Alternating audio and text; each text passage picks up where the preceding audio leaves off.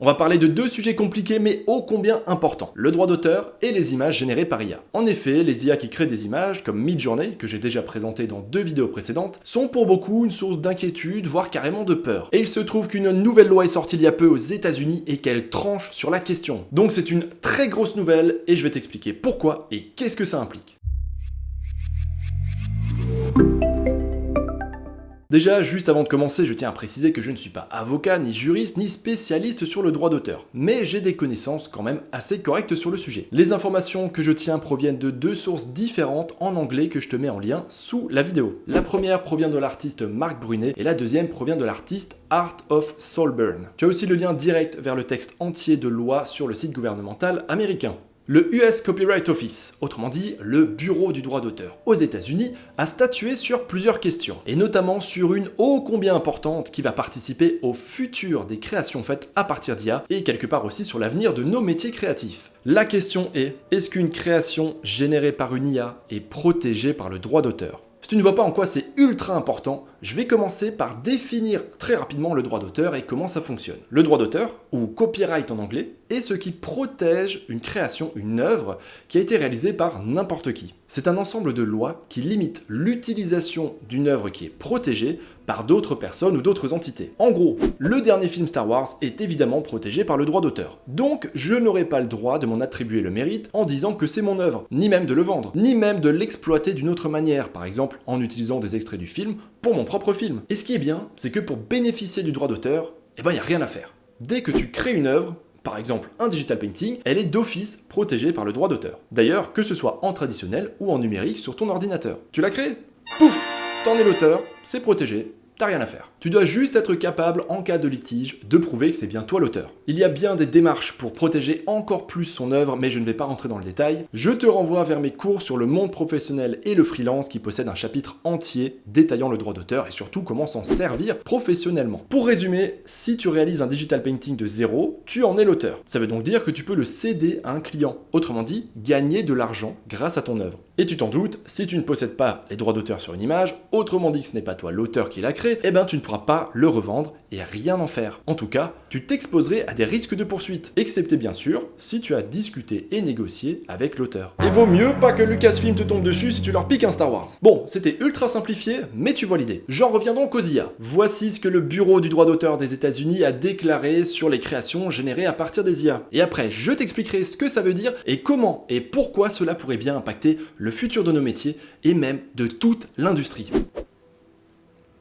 Non, Leonardus, je te jure que j'exagère pas. Voici ce qui a été tranché. Selon le bureau, le droit d'auteur ne peut que protéger ce qui est le fruit de la créativité humaine. Donc pas une machine ou un animal. Seule une création réalisée par un humain qui s'est aidé sommairement d'une machine peut être protégée par le droit d'auteur. Si c'est l'IA qui a tout réalisé ou presque, alors ce n'est pas protégé par le droit d'auteur. Autrement dit, une personne qui a écrit un prompt, c'est-à-dire une commande écrite pour que l'IA génère une image. Il ne pourra pas prétendre que l'image qui a été créée est sa propre création. Il ne pourra pas en réclamer la paternité et elle ne sera pas protégée. Donc, impossible aussi à commercialiser sans risque. Donc, les gens qui écrivent des prompts ne sont pas des artistes. D'ailleurs, la loi a tranché en comparant les prompts aux instructions qui seraient faites à un artiste commissionné. C'est la machine qui détermine comment les instructions seront implémentées dans le résultat final. En utilisant des IA, on est donc juste des donneurs d'instructions. Rien de plus. Oui, ça va en remettre certains à leur place, je sais.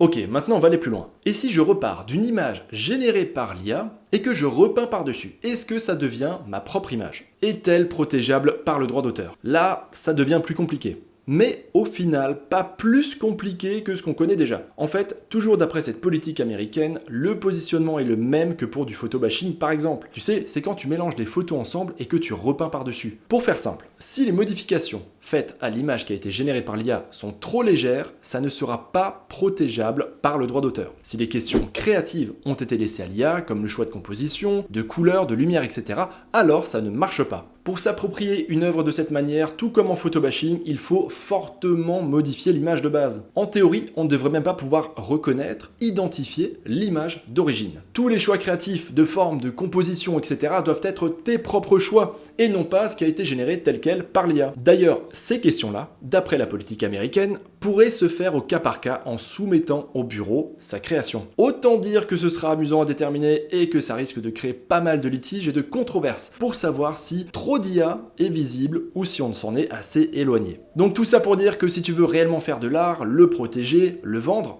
en vivre, eh ben il faut devenir un vrai artiste et être capable d'appliquer des choix créatifs sans l'aide d'une machine. La machine ne doit être qu'un outil qui va t'aider, exactement comme la 3D ou même comme Photoshop. C'est moi qui choisis ce que je vais modéliser en 3D, ou encore c'est moi qui choisis la couleur que je vais appliquer et de quelle manière. Cela requiert de l'apprentissage et une certaine maîtrise. En plus, c'est bien plus passionnant à apprendre. À ce sujet, je rappelle que sur le site de Digital Painting School, il y a tout ce qu'il faut pour apprendre à faire du digital painting sans que ça te prenne 15 ans. Tout y est enseigné de zéro. Même si tu n'as jamais dessiné, et ça jusqu'aux techniques les plus compliquées, comme le fameux photobashing, tiens, ou encore la 3D et le paint-over. Il y a aussi des cours poussés sur l'anatomie, des formateurs qui sont des artistes professionnels qui passent critiquer les travaux des élèves, etc. Des centaines d'élèves ont déjà investi dans ces cours, et les retours sont excellents. Tu peux lire les témoignages. Allons plus loin. Qu'est-ce que ça veut dire pour nos emplois dans le futur et pour l'industrie? Eh ben que l'avenir n'est peut-être pas si sombre que ça. Déjà, je l'ai dit dans mes 2 dernières vidéos sur le sujet et je le redis, un artiste qui s'est créé par lui-même en digital painting, en 3D, en traditionnel ou autre, aura toujours un avantage sur les autres ou sur la machine. Donc même si les places se feront plus rares, ce sera toujours une longueur d'avance pour ceux qui auront fait l'effort de devenir de vrais artistes. De plus, le besoin en artistes augmente continuellement. Il y a de plus en plus de films, de jeux vidéo, de séries, de jeux de société, de cartes, de livres, de besoins. Bref, l'industrie de l'entertainment se porte mieux que jamais, et d'ailleurs ce n'est pas le seul domaine qui nécessite des artistes. Maintenant, tu pourrais me poser la question suivante. Ouais, mais ça c'est une loi aux États-Unis, en quoi ça nous concerne? Eh ben c'est très simple. Depuis toujours, les États-Unis sont le modèle du monde. Généralement, ce qui se passe aux États-Unis détermine ce qui se passera ensuite en Europe et partout ailleurs. Donc, si les États-Unis ont statué de cette manière, il y a de très fortes chances que le reste des pays en fassent de même. De plus, le droit d'auteur français est l'un des plus protecteurs au monde pour les artistes. Il nous protège encore bien plus que celui des États-Unis. Donc, si ça se poursuit dans ce sens, ce sera bon pour nous. Point suivant. La majorité des gens de l'industrie qui créent ces IA ou qui comptent les implémenter, comme Microsoft, Apple, Facebook, etc.,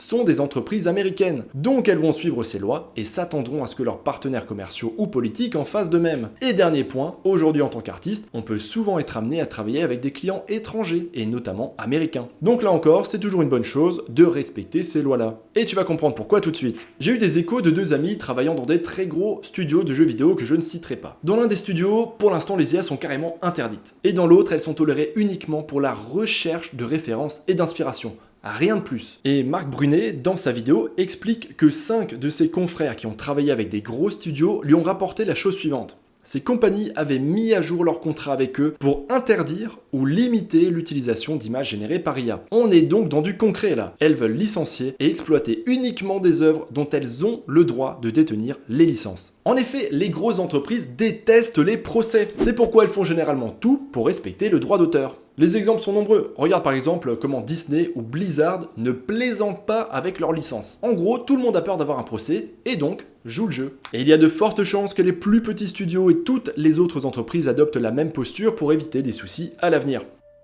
Après, ne sortons pas le champagne trop vite, c'est uniquement l'état actuel des choses. Cela ne veut pas dire que ces lois n'évolueront pas dans le futur. Et je vois bien les géants de la tech commencer très bientôt à faire du lobbyisme très fort pour faire bouger un petit peu les lignes, ou pour les rendre juste assez floues pour que les images générées par IA puissent être ensuite adoptées massivement. Autre risque, que les IA ne soient plus entraînées sur des bases de données illégales comme cela a été fait, et qu'elles respectent toutes les contraintes pour que les créations d'une IA respectent enfin mieux le droit d'auteur, et qu'ainsi ce ne soit plus considérées comme des œuvres du domaine public, et donc qu'un utilisateur puisse détenir un droit d'auteur dessus. Ensuite, tant que c'est assez transformé par les artistes, en soi, on peut utiliser des images générées par IA. Il faut donc seulement fortement les modifier. Donc il y a toujours le risque que beaucoup de studios obligent les artistes à devenir des modificateurs d'images générées par IA, plutôt que de les faire eux-mêmes de zéro, car cela irait plus vite. Même si je suis plus réservé sur ce point. Car pour modifier complètement une image générée, ça demande déjà beaucoup de talent et de travail. Donc, là encore, les artistes bien formés seront toujours gagnants. Et il y a sûrement plein d'autres risques encore en jeu que je ne vois pas à l'heure de cette vidéo,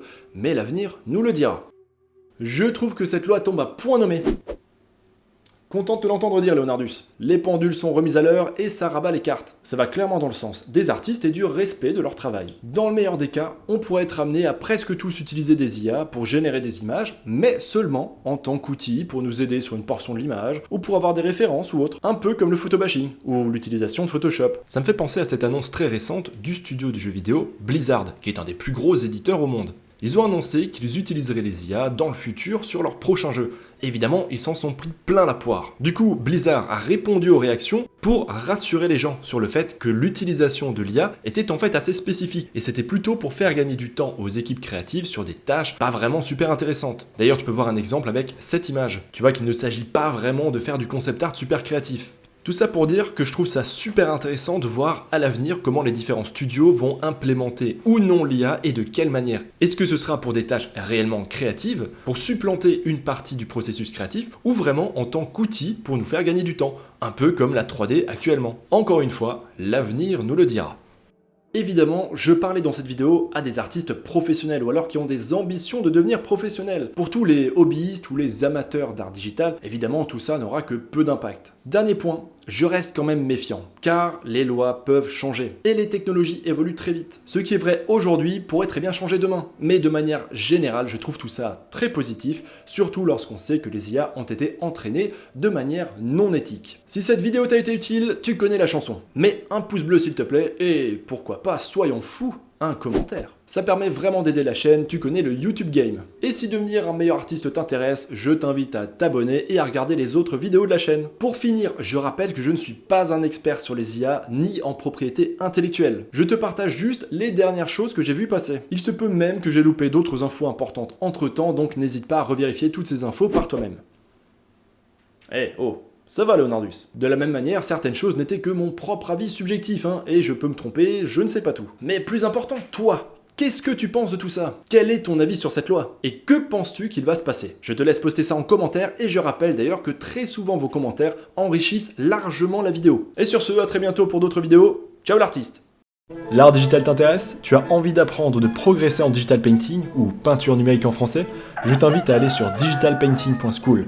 Tu retrouveras une communauté super sympa, des cours de qualité et un paquet de ressources gratuites. Allez, on se retrouve là-bas l'artiste.